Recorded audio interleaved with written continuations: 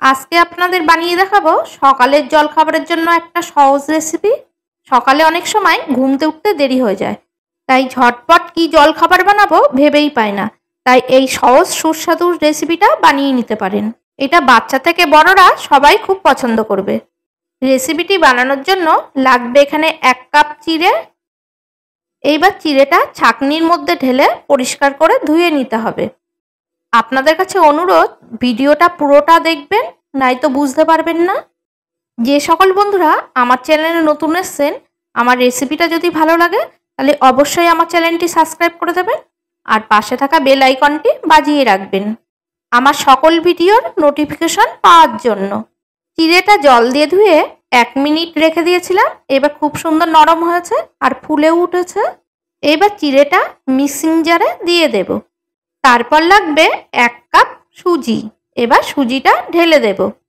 এবার এর টেস্টটা আরও বাড়ানোর জন্য দিয়ে দিলাম এখানে 1 কাপ টক দই। তারপর দিয়ে দিলাম 1টা কাঁচা লঙ্কা আর 2 টুকরো আদা। এবার অল্প একটু জল দিয়ে এটা একটা পেস্ট বানিয়ে নেব। পেস্টটা বানিয়ে নিয়েছি। এবার আলাদা একটা পাত্রে ঢেলে নেব। ব্যাটারটা ঠিক এমনই ঘনই রাখতে হবে। এর থেকে বেশি পাতলা করলে রেসিপিটা ভালো হবে না। তারপর দিয়ে দিলাম স্বাদ মতন লবণ। এবার লবণটা খুব ভালো করে মিশিয়ে নিতে হবে, যাতে একটুও দলা পাকি না থাকে। তারপর সবার লাস্টে দিয়ে দেব 1 প্যাকেট ইনো। তোমরা ইনোর বদলে বেকিং সোডা কিংবা বেকিং পাউডার দিতে পারো, যে কোনো একটা দিতে হবে। ইনোর ওপরে সামান্য পরিমাণে একটু জল দিয়েছি। এবার ভালো করে ইনোটা মিশিয়ে নিতে হবে। প্রথমে আমার হাফ ব্যাটার লাগবে আর হাফ ব্যাটার রেখে দেব, ওটা পরে আবার ব্যবহার করব। এখানে একটা স্টিলের থালা নিয়েছি কানা উঁচু। থালাটায় আগের থেকেই তেল ব্রাশ করে নিয়েছি। এবার অর্ধেক ব্যাটার ঢেলে দিলাম আর বাকি অর্ধেক ব্যাটারটা রেখে দেব, ওইটা পরে ব্যবহার করব। এবার ব্যাটারটা থালার উপরে সমানভাবে পাতিয়ে দিতে হবে।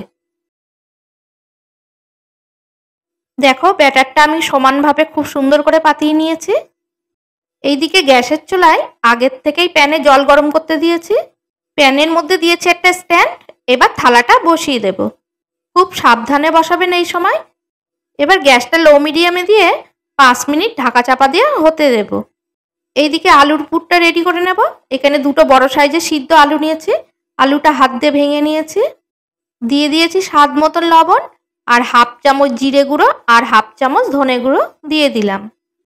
তারপর দিলাম 1 মুঠো পেঁয়াজ কুচি আর 2-4টে ধনেপাতা কুচি আর দিয়ে দিলাম 1 চামচ কাঁচা লঙ্কা কুচি। তারপর দেব 1 চামচ টমেটো সস আর হাফ চামচ রেড চিলি সস। তোমাদের হাতের কাছে যে সসটা থাকবে সেই সসটাই দেবে। এবার একটা চামচ দিয়ে খুব ভালো করে এটা মেখে নেব। তোমরা যারা পেঁয়াজ পছন্দ করো না তারা পেঁয়াজটা বাদ দিতে পারো, এতে টেস্টের কোনো অসুবিধা হবে না। এবার এইদিকে 5 মিনিট পর ঢাকনিটা খুলে নিলাম। এটা অনেকটাই হয়ে গেছে। এবার দিয়ে দেব এর উপরে আলুর পুরটা। তোমরা দেখলেই বুঝতে পারছো এর স্বাদটা কেমন দুর্দান্ত হবে। এই রেসিপিটা বানানোর পর আমাদের বাড়ির সকলে খুব পছন্দ করেছিল, তাই এই দারুণ সুস্বাদু রেসিপিটা তোমাদের সাথে শেয়ার করলাম। আলুর পুরটা হাত দিয়ে এবার ভালো করে পাতিয়ে দিতে হবে। পুরটা এবার হাত দিয়ে সমান করে দিতে হবে। এবার বাকি যে ব্যাটারটা রেখেছিলাম সেই ব্যাটারটা এবার এর উপরে ঢেলে দেব।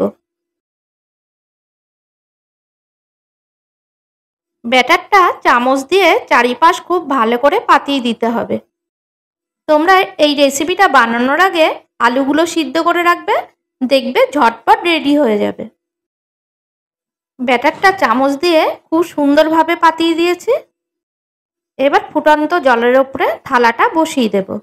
গ্যাসের আঁচটা লো মিডিয়ামে দিয়ে ঢাকনি চাপা দিয়ে এটা 10 মিনিট হতে দেব। 10 মিনিট পর ঢাকনিটা খুললাম। এবার থালাটা নামিয়ে নেব। থালাটা নামিয়ে ঠান্ডা করে নিতে হবে। দেখো হাত দিয়ে দেখাচ্ছি, একটুও কাঁচা নেই। এবার একটা চাকু দিয়ে পিস পিস করে কেটে নেব। তোমরা যে কোনো শেপের কাটতে পারো। তোমরা রেসিপিটা খুব ভালো করে ঠান্ডা করে তারপরে কাটবে, নয়তো ভালোভাবে উঠবে না। রেসিপিটা কিন্তু এখনো শেষ হয়নি, এখনো কিন্তু একটু বাকি আছে। আর ভিডিওটা তোমরা কেটে কেটে দেখলে কিন্তু পুরোটা বুঝতে পারবে না। তোমরা ভাবতেই পারো রেসিপিটির তলার দিকটা পুড়ে গেছে। একটুও তলার দিকটা পুড়বে না, তোমাদের দেখিয়ে দিচ্ছি, ভালো করে দেখো। দেখো এটা কত সুন্দর লাগছে, আর খেতে একদম তুলোর মতো নরম। এবার এটা সুন্দর একটা কালার আসার জন্য একটু তেল দিয়ে ভেজে নেব। কড়াইতে প্যান বসিয়ে দিয়েছি আর সামান্য একটু সাদা তেল দিয়েছি। এখানে খুব বেশি তেল দেওয়ার প্রয়োজন নেই, দেখলেই বুঝতে পারছো কত সুন্দর নরম হয়েছে এটা। তেলটা একটু ভালো মতন গরম হলে এবার এক একটা করে পিস দিয়ে দেব। এইগুলো ভাজতে খুব একটা বেশি সময় লাগে না, 1 মিনিটের মধ্যেই ভাজা হয়ে যায়।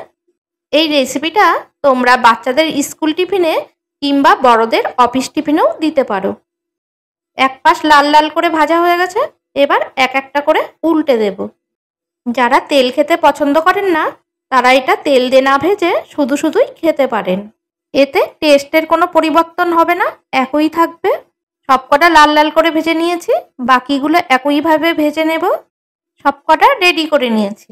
বন্ধুরা, রেসিপিটা ভালো লাগলে ভিডিওতে একটা লাইক করে দিও আর তোমাদের বন্ধুদের মধ্যে রেসিপিটি শেয়ার করে দিও।